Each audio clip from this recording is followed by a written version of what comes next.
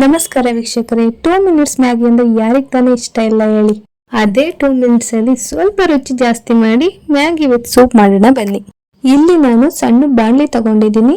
Medium size ಲೋಟದಲ್ಲಿ 2 ಲೋಟ ನೀರು ಹಾಕೋತಾ ಇದ್ದೀನಿ. ನೀರು ಸ್ವಲ್ಪ ಕಮ್ಮಿ ಆದ್ರೂ ಸಹ ಲಾಸ್ಟಿಗೆ ಆಡ್ ಮಾಡ್ಕೋಬಹುದು ನೀರನ್ನ. ನೀರೊಳಕ್ಕೆ ರುಚಿಗೆ ತಕ್ಕಷ್ಟು ಉಪ್ಪು ಹಾಕೊಳ್ಳೋಣ. ಇವಾಗ್ಲೇ 1 ಸ್ಪೂನ್ ಆಯಿಲ್ ಹಾಕೊಳ್ಳೋಣ. ಸಣ್ಣ ಈರುಳ್ಳಿಲಿ ಅರ್ಧ ಈರುಳ್ಳಿನ ಉದ್ದುದ್ದಕ್ಕೆ ಹಚ್ಚಿ ಹಾಕೋತಾ ಇದ್ದೀನಿ. 1 ಹಸಿಮೆಣಸಿನಕಾಯಿನ ಮಧ್ಯಕ್ಕೆ ಸೀಳಿ ಹಾಕೋತಾ ಇದ್ದೀನಿ. ಗೊಂಬಿ ತುಂಬಾ ರುಚಿಯಾಗಿ ಬರುತ್ತೆ. ಒಂದ್ಸಲ ನೀವು ಟ್ರೈ ಮಾಡಿ. ನಾನಿಲ್ಲಿ 1 ಮ್ಯಾಗಿ ಪ್ಯಾಕೆಟ್ ತಗೊಂಡಿದ್ದೀನಿ. ಅದರಲ್ಲಿ ಇರೋ ಮ್ಯಾಗಿ ಮಸಾಲಾನ ಇವಾಗ ಹಾಕೋತಾ ಇದ್ದೀನಿ. ನಾವು ಹಾಕಿರೋ ನೀರು 1-2 ಸಲ ಕುದಿ ಬಂದಾದ್ಮೇಲೆ ಮ್ಯಾಗಿ ಹಾಕೊಳ್ಳೋಣ. ಇವಾಗ ಕುದಿ ಬಂದಿದೆ, ಮ್ಯಾಗಿ ಹಾಕೊಳ್ಳೋಣ. ಮ್ಯಾಗಿನ ನಾವು ಚೆನ್ನಾಗಿ ಬೇಯಿಸ್ಕೋಬೇಕಾಗುತ್ತೆ. ಮ್ಯಾಗಿನ ತಿನ್ನಬಾರ್ದು ಅಂತ ಹೇಳ್ತಾರೆ.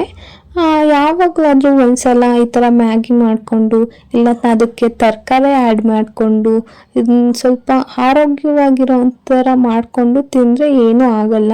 ಯಾವಾಗಲೂ ಒಂದ್ಸಲ ತಿಂದರೆ ಹೆಲ್ತಿಗೆ ಏನು ಎಫೆಕ್ಟ್ ಆಗಲ್ಲ.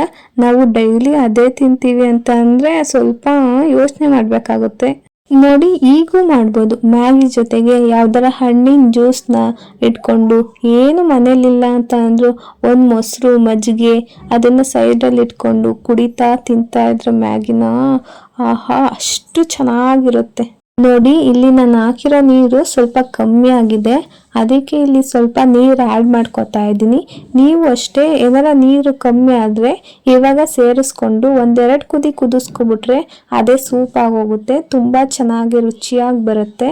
ಈ ವಿಡಿಯೋ ಇಷ್ಟ ಆದರೆ ಲೈಕ್ ಮಾಡಿ, ಶೇರ್ ಮಾಡಿ, ನನ್ನ ಚಾನಲ್ನ ಸಬ್ಸ್ಕ್ರೈಬ್ ಮಾಡ್ಕೊಳ್ಳಿ. Thank you.